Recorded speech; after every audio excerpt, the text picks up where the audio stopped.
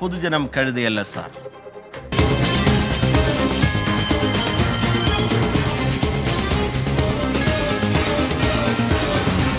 പൊതുജനം കഴുതയല്ല സാർ. പ്രേക്ഷകർക്ക് കൂടി ഈ പരിപാടിയുടെ ഭാഗമാകാം. ഇപ്പോൾ സ്ക്രീനിൽ കാണുന്ന നമ്പറിൽ പ്രേക്ഷകർക്ക് നേരിട്ട് ഈ പരിപാടിയിലേക്ക് വിളിക്കാവുന്നതാണ്. നിങ്ങൾക്ക് അറിയിക്കാനുള്ള കാര്യങ്ങൾ, ആശങ്കകൾ, പരാതികൾ, നിങ്ങളുടെ ശ്രദ്ധയിലുള്ള വിഷയങ്ങൾ ഇതൊക്കെ അറിയിക്കാം. അതിനുള്ള നമ്പർ 048428300510. നിങ്ങൾക്ക് വാർത്തകൾ, ദൃശ്യങ്ങൾ വാട്സാപ്പിൽ അയക്കാനുള്ള സൗകര്യം കൂടിയുണ്ട്. അതിനുള്ള നമ്പർ ഇതാണ്: 6235 96 89 37. അത്ര സുഖകരമല്ലാത്തൊരു കാര്യമാണ് ആദ്യം പറയാൻ പോകുന്നത്. സംസ്ഥാനത്ത് വൈദ്യുതി നിരക്ക് കൂടാൻ പോകുന്നു. ചാർജ് വർദ്ധിപ്പിച്ചുകൊണ്ട് റെഗുലേറ്ററി കമ്മീഷന്റെ തീരുമാനം ഉടനുണ്ടാകും. ഈ ആഴ്ച തന്നെ പുതിയ നിരക്ക് പ്രഖ്യാപിക്കാനാണ് ആലോചന. യൂണിറ്റിന് 10 പൈസ മുതൽ 20 പൈസ വരെ ഉയർത്താനാണ് ആലോചന. നിലവിലെ സാഹചര്യത്തിൽ നിരക്ക് വർധന അനിവാര്യമാണെന്ന് വൈദ്യുതി മന്ത്രി കെ കൃഷ്ണൻകുട്ടി പറഞ്ഞു. നിരക്ക് വർധനവിനെ കുറിച്ചുള്ള ഓരോ വാർത്തയും സാധാരണക്കാർ പേടിയോടെയാണ് സമീപിക്കുന്നത്. അവൻ്റെ കുടുംബ ബജറ്റ്, മറ്റ് ചെലവുകൾ എന്നിവയെല്ലാം താളം തെറ്റും എന്നുള്ള ആശങ്ക. എന്തായാലും KSEBയും ആ നിരക്ക് വർധനവിലേക്ക് കടക്കുകയാണ്. ഉടൻ അതിൻ്റെ പ്രഖ്യാപനമുണ്ടാകും. വൈദ്യുതി നിരക്ക് വർദ്ധിപ്പിക്കണമെന്ന നിരന്തരമായുള്ള KSEBയുടെ ആവശ്യം ഒടുവിൽ റെഗുലേറ്ററി കമ്മീഷൻ അംഗീകരിച്ചു. യൂണിറ്റിന് ശരാശരി 34 പൈസയെങ്കിലും കൂട്ടണമെന്നാണ് KSEB ആവശ്യപ്പെട്ടിട്ടുള്ളത്. എന്നാൽ അത്രത്തോളം കൂട്ടില്ല. വിവിധ മേഖലകളിൽ സിറ്റിംഗ് നടത്തി പൊതുജനാഭിപ്രായങ്ങൾ കൂടി കേട്ട ശേഷമാണ് നിരക്ക് വർദ്ധിപ്പിക്കാൻ റെഗുലേറ്ററി കമ്മീഷൻ തീരുമാനിച്ചത്. യൂണിറ്റിന് 10 പൈസ മുതൽ 20 പൈസ വരെ ഉയർത്താനാണ് ധാരണ. വേനൽക്കാലത്ത് അധിക താരിഫ് ഈടാക്കണമെന്ന നിർദ്ദേശവും KSEB മുന്നോട്ട് വച്ചിട്ടുണ്ട്. വേനൽക്കാലം ആരംഭിക്കുന്ന ജനുവരി മുതൽ മെയ് മാസം വരെ നിലവിൽ അംഗീകരിക്കുന്ന താരിഫിന് പുറമെ 10 പൈസ കൂടി യൂണിറ്റിന് അധികമായി വാങ്ങണമെന്നാണ് KSEB ആവശ്യം. ഇതിലും തീരുമാനമുണ്ടാകും. മുഖ്യമന്ത്രിയുടെ ഓഫീസിന്റെ കൂടി അനുമതി വാങ്ങിയ ശേഷമാകും പ്രഖ്യാപനം. നിരക്ക് വർദ്ധിപ്പിക്കുകയല്ലാതെ മറ്റു വഴികളില്ലെന്ന് മന്ത്രി കെ കൃഷ്ണൻകുട്ടി. നമ്മൾ ഡിമാൻഡ് കൂടുകയും നമുക്ക് പർച്ചേസിൻ്റെ വില കൂടുതലും വരുമ്പോൾ നമുക്ക് അതനുസരിച്ചിട്ടല്ലേ ചിലവ് വരത്തുള്ളൂ. വരവും ചിലവും പൊരുത്തപ്പെട്ടു പോകണ്ടേ. ഉത്തരവ് പുറപ്പെടുവിച്ചാൽ അതിനനുസരിച്ചിട്ട് പിന്നെ ഗവൺമെൻറ് അതിൽ ഇടപെടാനുള്ള അധികാരമുണ്ട്. ഗവൺമെൻറ് അത് ഇടപെട്ട ശേഷം ഉപഭോക്താക്കൾക്ക് വിഷമമുണ്ടാക്കാത്ത രീതിയിൽ ചെയ്യാനാണ് ഉദ്ദേശിക്കുന്നത്.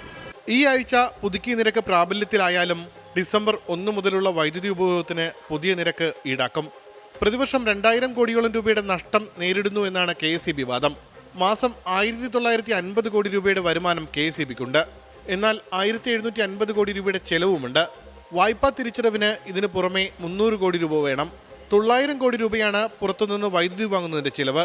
വേനൽക്കാലത്ത് ഈ തുക ഉയരും. നിലവിൽ ഗാർഹിക ആവശ്യത്തിന് 50 യൂണിറ്റ് വരെ യൂണിറ്റിന് 3 രൂപ 25 പൈസയാണ് ഏറ്റവും കുറഞ്ഞ സ്ലാബ്. ഉയർന്ന സ്ലാബ് 500 യൂണിറ്റിന് മുകളിൽ യൂണിറ്റിന് 8 രൂപ 80 പൈസയാണ് ഈടാക്കുന്നത്. നിരക്ക് വർദ്ധിപ്പിക്കാതെ ഇനി ഒരടി മുന്നോട്ട് പോകാനാകില്ല എന്നാണ് KSEBയും പറയുന്നത്. എന്തായാലും സാധാരണക്കാർ സൂക്ഷിച്ച് വൈദ്യുതി ഉപയോഗിക്കുക എന്നുള്ളത് മാത്രമാണ് ഇനി മുന്നിലുള്ള പോംവഴി. ഉമേഷ് ബാലകൃഷ്ണൻ, 24, തിരുവനന്തപുരം.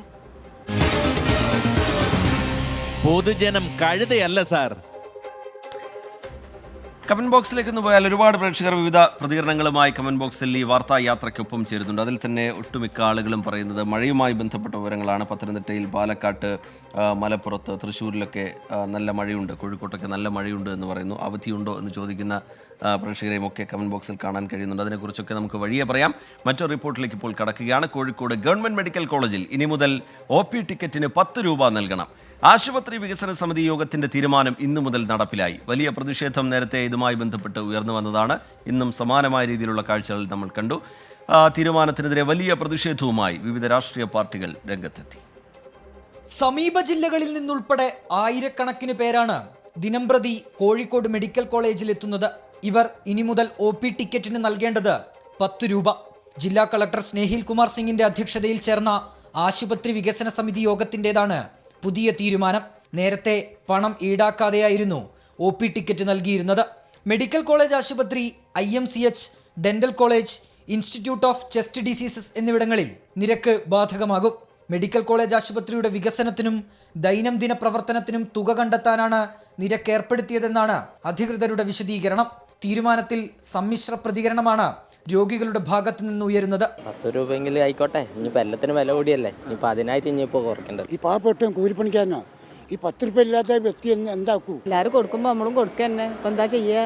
ഏകപക്ഷീയമായാണ് നിരക്ക് ഏർപ്പെടുത്താനുള്ള തീരുമാനം കൈക്കൊണ്ടതെന്ന് യൂത്ത് കോൺഗ്രസ് ആരോപിക്കുന്നു. ഇതിനു മുമ്പ് യുവജന പ്രതിനിധികളെ വിളിച്ചുകൊണ്ട് ഒരു മീറ്റിംഗ് നടത്തിയിരുന്നു. ആ മീറ്റിങ്ങിൽ നമ്മളെടുത്ത തീരുമാനം എന്താ വെച്ച് കഴിഞ്ഞാൽ 20 രൂപയാക്കണം എന്നായിരുന്നു ഹോസ്പിറ്റൽ മാനേജ്മെൻറ്റ് പറഞ്ഞത്. വലിയ രീതിയിൽ പ്രതിഷേധം ഉണ്ടാകുമെന്ന് പറഞ്ഞപ്പോൾ എന്നാൽ നമുക്കൊരു കാര്യം ചെയ്യാം, ചർച്ചയിലൂടെ ഇത് പരിഹരിക്കാം, ചർച്ചയിലൂടെ പരിഹരിച്ചുകൊണ്ട് നമുക്കൊരു തീരുമാനമാക്കാം എന്ന് പറഞ്ഞുകൊണ്ട് ഒരു മീറ്റിംഗ് കൂടിയതാണ്. എന്നിട്ട് ആ മീറ്റിങ്ങിൽ പറഞ്ഞത് ഞങ്ങൾ കലക്ടറുമായിട്ട് സംസാരിച്ചതിന് ശേഷം ഒരു തീരുമാനമെടുക്കാമെന്ന് പറഞ്ഞത്. എന്തിനു ശേഷം പിന്നീട് നമ്മൾ കാണുന്നത് എന്താണ്, ഇന്ന് 10 രൂപയാക്കിക്കൊണ്ട് തീരുമാനം പ്രഖ്യാപിക്കുക. അതും കലക്ടർ പറയുന്നു ഏകപക്ഷീയമായിക്കൊണ്ട് നിങ്ങൾ തീരുമാനം എടുത്തോ, ബാക്കിയുള്ള കാര്യങ്ങൾ ഞങ്ങൾ നോക്കിക്കോളാം എന്നാണ് പറഞ്ഞുകൊണ്ടിരിക്കുന്നത്. ഈ വിഷയത്തിൽ അവർ ചർച്ച ചെയ്തുകൊണ്ട് ഇത് പിൻവലിച്ചിട്ടില്ലെങ്കിൽ ഒരു സംശയം വേണ്ട, യൂത്ത് കോൺഗ്രസ് അടുത്ത വലിയൊരു മാർച്ച് മെഡിക്കൽ കോളേജിലേക്ക് നടത്താനുള്ള തീരുമാനം എടുത്തിട്ടുണ്ട്. OP ടിക്കറ്റിന് പണം ഏർപ്പെടുത്തിയതിനെതിരെ കോൺഗ്രസും BJPയും രംഗത്തെത്തി. തീരുമാനം പിൻവലിക്കണമെന്നാവശ്യപ്പെട്ട് മെഡിക്കൽ കോളേജിലേക്ക് പ്രതിഷേധവുമായി എത്തിയ യൂത്ത് കോൺഗ്രസ് പ്രവർത്തകരെ പോലീസ് അറസ്റ്റ് ചെയ്ത് നീക്കി. ഇത്രയും നാൾ സൗജന്യമായാണ് മെഡിക്കൽ കോളേജിൽ OP ടിക്കറ്റ് നൽകിയിരുന്നത്. ഇത് ഒറ്റയടിക്ക് 10 രൂപയിലേക്ക് ഉയർത്തിയതാണ് പ്രതിഷേധങ്ങൾക്ക് കാരണം. തീരുമാനം പിൻവലിച്ചില്ലെങ്കിൽ പ്രതിഷേധം കടുപ്പിക്കുമെന്നാണ് യുവജന സംഘടനകളുടെ പ്രഖ്യാപനം. അഭിജിത്ത് മുഴക്കുന്ന്, 24 കോഴിക്കോട്. പൊതുജനം കഴുതയല്ല സാർ. സൗജന്യമായി നൽകിയിരുന്ന OP ടിക്കറ്റിനാണ് 10 രൂപ നിരക്ക് ഈടാക്കാൻ പോകുന്നത്. വരും ദിവസങ്ങളിൽ അതുമായി ബന്ധപ്പെട്ടുള്ള വലിയ പ്രതിഷേധങ്ങൾ നമ്മൾ കാണേണ്ടിയും വരും. കോഴിക്കോട് ജില്ലാ ഭരണകൂടം അറിയിക്കുന്ന ഒരു അറിയിപ്പുണ്ട്, അത് പ്രേക്ഷകരിലേക്ക് എത്തിക്കാം. കനത്ത മഴ തുടരുന്ന സാഹചര്യമുണ്ട്, ജില്ലയിൽ മുന്നറിയിപ്പ് നിലനിൽക്കുന്ന സാഹചര്യമുണ്ട്. അതിൻ്റെ പശ്ചാത്തലത്തിൽ കോഴിക്കോട് ക്വാറികളുടെ പ്രവർത്തനം, മണ്ണെടുക്കൽ, ഖനനം, കിണർ നിർമ്മാണം ഇതൊക്കെ തൽക്കാലത്തേക്ക് നിരോധിച്ചിട്ടുണ്ട്. മലയോര മേഖലകളിലൂടെയുള്ള അനാവശ്യ യാത്രകൾ ഒഴിവാക്കണം എന്ന നിർദ്ദേശം ജില്ലാ ഭരണകൂടം നൽകുന്നു. വെള്ളച്ചാട്ടങ്ങൾ, ബീച്ചുകൾ, നദീതീരങ്ങൾ തുടങ്ങിയ വിനോദസഞ്ചാര മേഖലകളിൽ സന്ദർശകർക്ക് വിലക്കേർപ്പെടുത്തുകയും ചെയ്തിട്ടുണ്ട്. ദ്രുതഗതിയിൽ നടക്കുന്ന ദേശീയപാത വികസനത്തിനിടയിൽ ഒറ്റപ്പെട്ടു പോകുന്ന ചില ഗ്രാമങ്ങളുണ്ട് കാസർഗോഡ്. പാതയ്ക്കിരുവശത്തുമായി സ്ഥിതി ചെയ്യുന്ന സ്കൂളും വില്ലേജ് ഓഫീസും പോലുള്ള ദൈനംദിന ആവശ്യ കേന്ദ്രങ്ങളിലേക്ക് കിലോമീറ്ററുകൾ ചുറ്റി സഞ്ചരിക്കേണ്ട അവസ്ഥയിലാണ് പല ആളുകളും. അത്തരത്തിലുള്ള കാഴ്ചകൾ നമ്മൾ നിരവധി തവണ കണ്ടതുമാണ്. അങ്ങനെ ഒറ്റപ്പെട്ടിരിക്കുകയാണ് കാസർഗോഡ് ഷിറിയ എന്ന ഗ്രാമം. അതിനെക്കുറിച്ചാണ് ഇനി പറയാൻ പോകുന്നത്. റോഡ് വികസന സമയത്ത് നാഷണൽ ഹൈവേ അതോറിറ്റിക്കെതിരെ ഉയർന്നു വരുന്ന പ്രധാന ആരോപണമാണ് റോഡ് കടന്നു പോകുന്ന ഇടങ്ങളിലെ പ്രദേശവാസികളുടെ വഴി മുടക്കുന്നു എന്നുള്ളത്. ആവശ്യത്തിന് മേൽപ്പാലമോ അടിപ്പാതയോ ഒരുക്കാതെയുള്ള റോഡ് നവീകരണ പ്രവൃത്തികൾ ഇപ്പോഴും നടക്കുകയാണ്. സംസ്ഥാനത്തിൻ്റെ പല ഭാഗങ്ങളിലും ഇതിനെതിരെ ജനങ്ങളുടെ പ്രതിഷേധവും അരങ്ങേറുന്നുണ്ട്.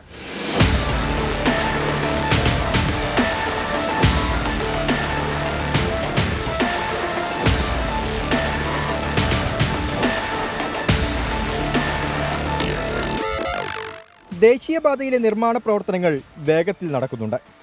പാത പൂർണ്ണമായും തുറന്നു കൊടുക്കുന്നതോടെ ഷിറിയ ഗ്രാമം ഒറ്റപ്പെടും. സ്കൂളും മദ്രസയും അംഗൻവാടിയുമൊക്കെ ദേശീയപാതയുടെ മറുകരയിലാണ്. മംഗലാപുരത്ത് നിന്ന് കാസർഗോഡ് ഭാഗത്തേക്ക് അതിവേഗതയിലാണ് ഈ പാതയിലൂടെയുള്ള വാഹനങ്ങളുടെ വരവ്. സ്കൂൾ സമയങ്ങളിൽ ദേശീയപാത മുറിച്ചു കടക്കാനുള്ള കുട്ടികളുടെ തിരക്കേറും. ശ്രദ്ധയൊന്ന് പാളിയാൽ അപകടം പതിയിരിപ്പുണ്ട്. പ്രാദേശികമായി സിറിയ എന്ന് പറയുന്ന നാടുണ്ട്. അതിനെ രണ്ടായിട്ട് വിഭജിച്ചിട്ട് അവിടുത്തെ പാവങ്ങൾക്ക് വന്ന് പഠിക്കാനുള്ള സൗകര്യം ഇല്ല. അതിനെപ്പറ്റി അവർ പറയുമ്പോൾ ചിന്തിക്കുന്നുമില്ല. 1.5 കൊല്ലം മുമ്പ് നിവേദനങ്ങൾ കൊടുത്തുകൊണ്ട് വന്നിട്ടുണ്ട്. അവസാനം ഇപ്പോൾ മനസ്സിലായി ഇവിടേക്ക് മേൽപ്പാലം ഇല്ല. മനസ്സിലായപ്പോൾ ഇത് സമരങ്ങൾ മുന്നോട്ട് കൊണ്ടുപോകാനും കിട്ടുന്നത് വരെ ഏതെല്ലാം നിലയിലാണ് സമരം, നിയമപരമായിട്ടും എല്ലാ നിലക്കും ഞങ്ങൾ അതിനെ ചെയ്യാൻ വേണ്ടി നാട്ടുകാർ ഒത്തൊരുമയിൽ ഇറങ്ങിയിട്ടുണ്ട്. ഭൂമിശാസ്ത്രപരമായി ഇവിടെ അടിപ്പാത നിർമ്മിക്കാൻ നിർവാഹമില്ല. റെയിൽപാളത്തിനും ദേശീയപാതയ്ക്കും മുകളിലൂടെ മേൽപ്പാലം ഒരുക്കുക എന്നതാണ് ഏക പോംവഴി. റെയിൽവേ പാലത്തിന് മുകളിലൂടെയുള്ള മേൽപ്പാലത്തിന് റെയിൽവേയുടെ അംഗീകാരം ലഭിച്ചെങ്കിലും ദേശീയപാത അതോറിറ്റി കൂടി ഇനി കനിയേണ്ടതുണ്ട്. 2000ഓളം കുട്ടികൾ പഠിക്കുന്നുണ്ട്. ഗവൺമെൻറ് സ്കൂളിൽ തന്നെ 1000ഓളം കുട്ടികളും പിന്നെ അതിൻ്റെ അധ്യാപകരൊക്കെ ഇവിടെ ബസ്സിൽ യാത്ര ചെയ്തു വരുന്ന ആളുകളൊക്കെയാണ്. അവർക്കൊക്കെ സൗകര്യം മാനിച്ചുകൊണ്ട് തന്നെ ഏതായാലും ഇവിടെ ഒരു ഓവർപാസ് എന്തായാലും നിർബന്ധമായി ഉണ്ടാവണം. ജനപ്രതിനിധികൾ അതിനുവേണ്ടി ഒന്ന് കണ്ണ് തുറക്കണമെന്നും ഈ സമയത്ത് ഓർമ്മപ്പെടുത്താം. മംഗൾപാടി പഞ്ചായത്തിലെ 14-15 വാർഡുകൾ ഉൾപ്പെടുന്നതാണ് ഷിറിയ വില്ലേജ്. 1000-ലധികം കുടുംബങ്ങൾ ഇവിടെ താമസിക്കുന്നുണ്ട്. ജനപ്രതിനിധികളുടെ കെടുകാര്യസ്ഥത മൂലമുണ്ടായ പ്രശ്നം ചൂണ്ടിക്കാട്ടി സമരത്തിനൊരുങ്ങുകയാണ് പ്രദേശവാസികൾ. മംഗലാപുരത്ത് നിന്ന് കാസർകോട്ടേക്കും തിരിച്ചും നിരവധി വാഹനങ്ങളാണ് ഹൈവേയിലൂടെ അമിത വേഗതയിൽ കടന്നു പോകുന്നത്. ഈ സമയത്ത് നൂറുകണക്കിന് വിദ്യാർത്ഥികൾ റോഡ് മുറിച്ച് കിടക്കുന്നുണ്ട്. വലിയൊരു അപകടമാണ് പതിയിരിക്കുന്നത്. ജാഗ്രത വേണം, ഒപ്പം പരിഹാരവും. രജീഷ് കരിവള്ളൂരിനൊപ്പം അരുൺ പാറക്കൽ, 24 കാസർഗോഡ്. പൊതുജനം കഴുതയല്ല സാർ. ദേശീയപാത പൂർണ്ണമായും തുറന്നു കൊടുക്കുന്നതോടുകൂടി ഷിറിയ എന്ന ഗ്രാമം ഒറ്റപ്പെട്ടു പോകും. സ്കൂളും മദ്രസയും അംഗനവാടിയും ഒക്കെ ദേശീയപാതയുടെ മറുകരയിലാണ്. റെയിൽപാളത്തിനും അതുപോലെ ദേശീയപാതയ്ക്ക് മുകളിലൂടെയും മേൽപ്പാലം വേണം എന്നുള്ള ആവശ്യമാണ് നാട്ടുകാർ ഉയർത്തുന്നത്. ചില പ്രതികരണങ്ങൾ കൂടി കാണാം. നമ്മൾ തീരദേശത്തുനിന്ന് വേറെ ഗവൺമെൻറ് സ്ഥാപനത്തിലേക്കോ പള്ളിയിലേക്കോ അമ്പലത്തിലേക്കോ എവിടേക്കും പോകാൻ പറ്റുന്നില്ല. വല്ലാത്ത ബുദ്ധിമുട്ടിലാണ് ജനങ്ങൾ അനുഭവിച്ചുകൊണ്ടിരിക്കുന്നത്. ഇവിടെ 1000-ൽ മുകളിൽ കുട്ടികൾ പഠിക്കുന്നുണ്ട്. ഇപ്പോൾ ഈ ദൗത്യം ഞങ്ങൾക്ക് മുഖ്യ ആവശ്യം ഞങ്ങൾക്ക് ഈ ഓവർ ബ്രിഡ്ജാണ് ഈ കുട്ടികൾക്ക് അങ്ങോട്ടും. കാരണം 2 വർഷത്തോളമായി ഇതിൻ്റെ പിന്നാലെ ഈ സംഘടന അല്ലെങ്കിൽ ഈ സിറിയ ഗ്രാമ വികസന സമിതി എല്ലാ ജനപ്രതിനിധികൾക്കും ഇത് കൊടുത്തിട്ടുണ്ട്. ഇതിനായിട്ടുള്ള നിവേദനം കൊടുത്തിട്ടുണ്ട്. ഈ ഹൈവേ അതോറിറ്റിയുടെയും അതുപോലെ തന്നെ ജനപ്രതിനിധികളുടെയും ഒരു അനാസ്ഥയ്ക്കെതിരായിട്ട് ഇവിടെ പൊതുജനങ്ങളും അതുപോലെ തന്നെ ഏകദേശം 4-5 പഞ്ചായത്തുകളിൽ നിന്ന് വരുന്ന വിദ്യാർത്ഥികൾക്കും മറ്റു പൊതുജനങ്ങൾക്കും ഇവിടെ ഒരു സഞ്ചാര സ്വാതന്ത്ര്യമാണ് നഷ്ടപ്പെടുന്നത്. കാരണം ഇവിടെ നമ്മൾക്ക് ആവശ്യമുള്ള വില്ലേജ് ഓഫീസ്, അതുപോലെ തന്നെ പഞ്ചായത്ത്, അതുപോലെ ആരോഗ്യ മേഖലയിലുള്ള ഹോസ്പിറ്റൽ, ഗവൺമെൻറ് ഹോസ്പിറ്റൽ, അങ്ങനെയുള്ള ആവശ്യങ്ങൾക്ക് ഒരു വാർഡ് മുഴുവനായി ഒറ്റപ്പെടുകയാണ്. വികസനം പൂർണ്ണാർത്ഥത്തിൽ സാധ്യമാകുന്നത് അതിൻ്റെ ഗുണഭോക്താക്കളെ, ആ പ്രദേശവാസികളെയൊക്കെ വിശ്വാസത്തിലെടുത്തുകൊണ്ട് അവരുടെ കൂടി ആവശ്യങ്ങൾ പരിഗണിച്ചുകൊണ്ട് അത് പൂർത്തിയാകുമ്പോഴാണ്. എന്തായാലും നാട്ടുകാർ മേൽപ്പാലം വേണം എന്നുള്ള ആവശ്യം മുന്നോട്ട് വയ്ക്കുന്നു. ഒരുപാട് കുടുംബങ്ങളുടെ ഒരു പ്രദേശത്തിൻ്റെ ആകെ ആവശ്യമാണ്. അതിലെന്താണ് തുടർന്ന് അധികൃതരുടെ ഭാഗത്തു നിന്നുണ്ടാവുക എന്നുള്ള കാര്യം ശ്രദ്ധേയവുമാണ്. ഇപ്പോൾ പുറത്തു വരുന്നൊരു വിവരത്തിലേക്കാണ് ഇനി നമ്മൾ കിടക്കുന്നത്. വാട്സാപ്പ് ഗ്രൂപ്പ് വിവാദത്തിൽ കെ ഗോപാലകൃഷ്ണൻ IAS-നെതിരെ കൂടുതൽ നടപടിയില്ല. കേസെടുക്കാനാകില്ല എന്നാണ് പോലീസിൻ്റെ റിപ്പോർട്ട്. നാർക്കോട്ടിക് അസിസ്റ്റന്റ് കമ്മീഷണറാണ് റിപ്പോർട്ട് കൈമാറിയത്. MG പ്രതീഷ് വിവരങ്ങളുമായി തിരുവനന്തപുരത്ത് നിന്ന് ചേരുന്നുണ്ട്. പ്രതീഷ്, വിവരങ്ങൾ എന്താണ്? പോലീസിന്റെ നിലപാട് എന്താണ് പ്രതീഷ്? റിജിത്ത്, ഒരു പ്രത്യേക മതവിഭാഗക്കാരെ ഉൾപ്പെടുത്തി K Gopalakrishnan IAS WhatsApp group തുടങ്ങിയ സംഭവമാണ് ഏറെ വിവാദമായത്. പിന്നീട് ഇതിൽ സർവീസ് ചട്ടങ്ങളുടെ ലംഘനം ഉൾപ്പെടെ ചൂണ്ടിക്കാണിച്ചുകൊണ്ട് അദ്ദേഹത്തെ സർക്കാർ സസ്പെൻഡ് ചെയ്യുകയും ചെയ്തിരുന്നു.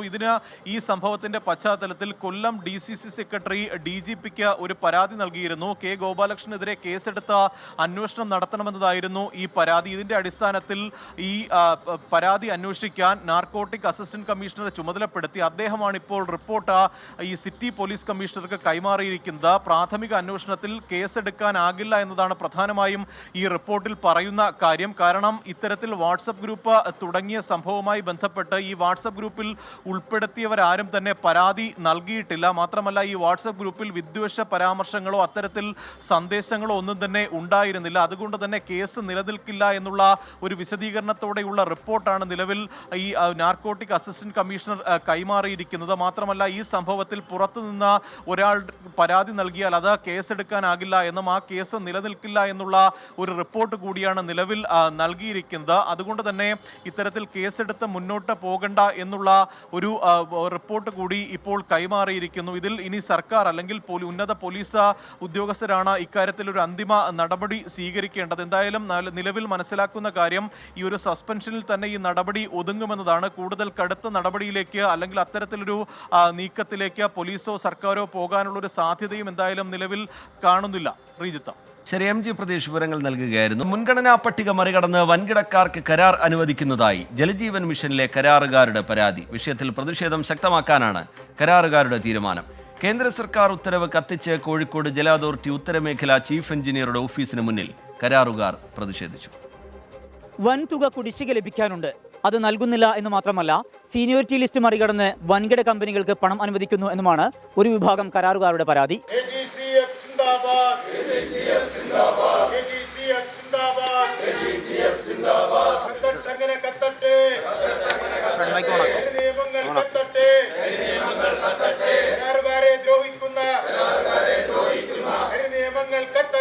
ജൽജീവൻ മിഷന്റെ പണികൾ നടത്തിയ കരാറുകാർക്ക് 4500 കോടി രൂപ കുടിശ്ശിക ലഭിക്കാനുണ്ട്.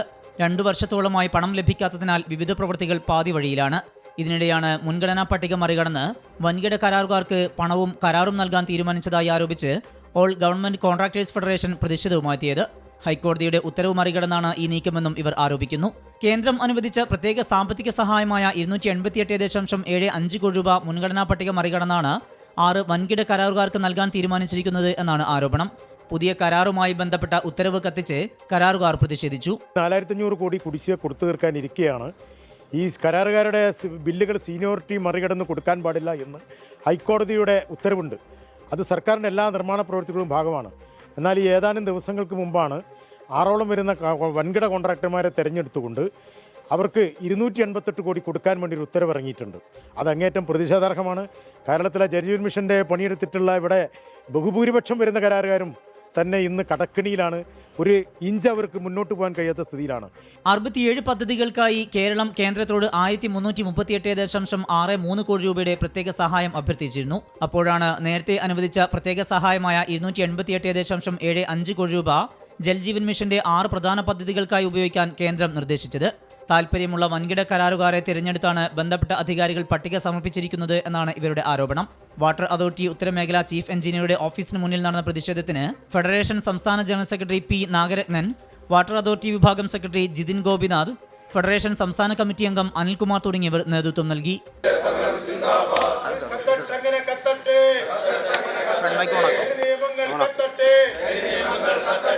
ഇതൊരു സൂചനാ സമരമാണ്. ആവശ്യങ്ങൾ അംഗീകരിച്ചില്ലെങ്കിൽ പ്രതിഷേധം ശക്തമാക്കാനാണ് കരാറുകാരുടെ തീരുമാനം. കോഴിക്കോട് നിന്ന് വിഷ്ണു കച്ചേരിക്കൊപ്പം സമീർ സി മുഹമ്മദ്, 24. പൊതുജനം കഴുതയല്ല സാർ. ജലജീവൻ മിഷന്റെ പണികൾ നടത്തിയ കരാറുകാരാണ് വലിയ പ്രതിഷേധവുമായി രംഗത്തെത്തുന്നത്. അവർക്ക് നൽകാനുള്ള കുടിശ്ശിക അത് കോടികളാണ്. അതിനിടയിലാണ് മുൻഗണനാ പട്ടിക മറികടന്നുകൊണ്ട് വൻകിട കരാറുകാർക്ക് തുക അനുവദിക്കാനുള്ള നീക്കവുമുണ്ടായത്. അതാണ് വലിയ പ്രതിഷേധത്തിന് വഴിവെച്ചിരിക്കുന്നത്. കോടതി ഉത്തരവ് പോലും കാറ്റിൽ പറത്തിയാണ് ഈ വഴിവിട്ട നീക്കം എന്നാണ് അവരുടെ ആരോപണം. ചില പ്രതികരണങ്ങൾ കൂടി കാണാം. 4500 കോടിയോളം കരാറുകാർക്ക് കൊടുക്കാനുള്ള സമയത്താണ് വാട്ടർ അതോറിറ്റിൻ്റെ ഭാഗത്തുനിന്ന് ഇങ്ങനൊരു ഓർഡർ ഇറങ്ങിയത്. 6 വർക്കിന് മാത്രം ഫണ്ട് കൊടുക്കാമെന്ന് മാറ്റിയിട്ട് 258 കോടിയാണ് ഇപ്പോൾ വന്ന് കിടക്കുന്നത്. അത് 6 വർക്കിന് വേണ്ടിയിട്ട് കൊടുക്കാമെന്നാണ് പറഞ്ഞത്. അപ്പോൾ അതിൽ വൻകിട കരാറുകാരാണ് കൂടുതലുള്ളത്. അതിൻ്റെ മുമ്പുള്ള ആളുകൾക്കൊന്നും ഈ ഫണ്ടിൽ നിന്ന് കിട്ടൂല. അതുകൊണ്ടാണ് ഇത് ഇനിയിപ്പോൾ ഞങ്ങൾ റോഡ് നന്നാക്കാനും ഇതിനൊന്നും ഞങ്ങളുടെ അടുത്ത് കാശില്ലാതെ അയക്കുന്നു. മിക്കവാറും ഞങ്ങൾ വർക്ക് നിർത്തിവെക്കേണ്ട സാഹചര്യത്തിലേക്കാണ് പോവുക. ഇതിൽ സെൻട്രൽ ഗവൺമെൻറ് ഇടപെടണം എന്നുള്ള അഭിപ്രായം കൂടി ഉണ്ട്. ഇപ്പോൾ വന്ന ഓർഡർ സെൻട്രൽ ഗവൺമെൻറ്റിൻ്റെ ഓർഡറാണ്. കേന്ദ്ര ഗവൺമെൻറ് സഹായം എന്ന നിലയിൽ വന്നിട്ടുള്ള തുകയാണ്. ഇത് വാസ്തവത്തിൽ ദുരുപയോഗപ്പെടുത്തിക്കൊണ്ട് കുറച്ച് കരാറുകാരെ മാത്രം ഉൾപ്പെടുത്തിക്കൊണ്ട് ലിസ്റ്റ് ഉണ്ടാക്കുകയും അതിന് പ്രകാരം പേയ്മെൻറ്റ് കൊടുക്കാനായിട്ടുള്ളൊരു ഓർഡർ തലപ്പത്തു നിന്നാണ് വന്നിരിക്കുന്നത്. ഇനി പതിവ് സെഗ്മെന്റിലേക്കാണ്. ചില പ്രശ്നങ്ങൾ കൺമുന്നിൽ നടന്നാലും പലരുടെയും കണ്ണ് അങ്ങോട്ടെത്തില്ല. അപ്പോൾ പൊതുജനം ഇങ്ങനെ പറയും, കണ്ണുണ്ടായാൽ പോര സാർ.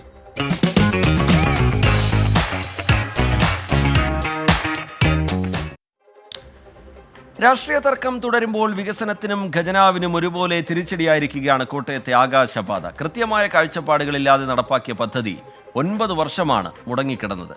തൂണുകൾ തുരുമ്പെടുത്തു എന്ന പഠന റിപ്പോർട്ട് കൂടി പുറത്തു വന്നതോടുകൂടി കോട്ടയത്തെ ആകാശപാതയുടെ കാര്യത്തിൽ അന്തം വിട്ടു നിൽക്കുകയാണ് കോട്ടയത്തുകാർ.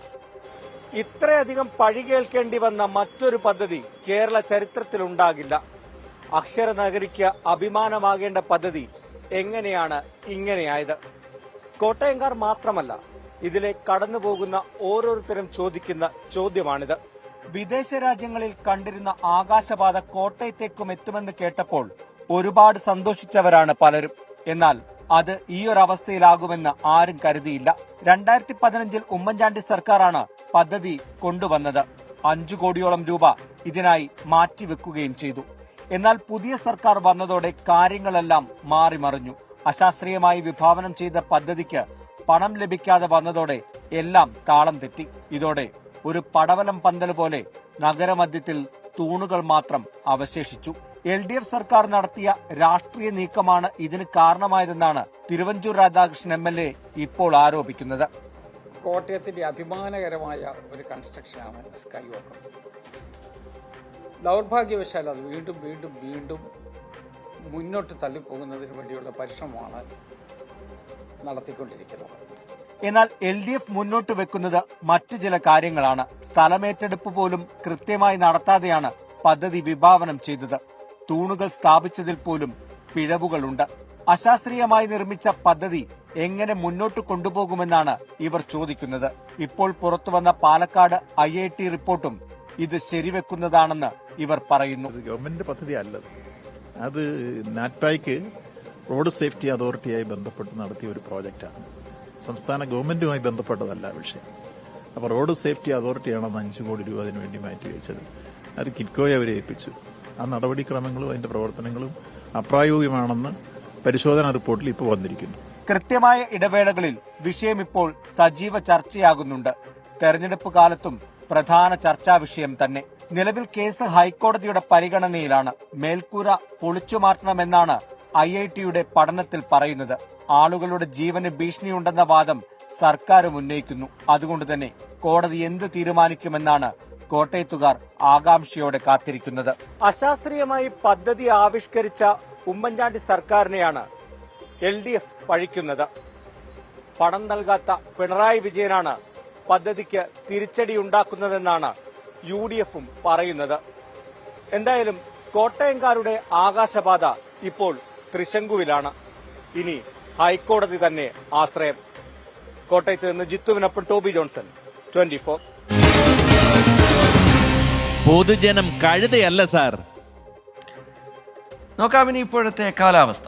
ഇപ്പോഴത്തെ കാലാവസ്ഥ സമർപ്പിക്കുന്നത് Berger paints 100 years of trust.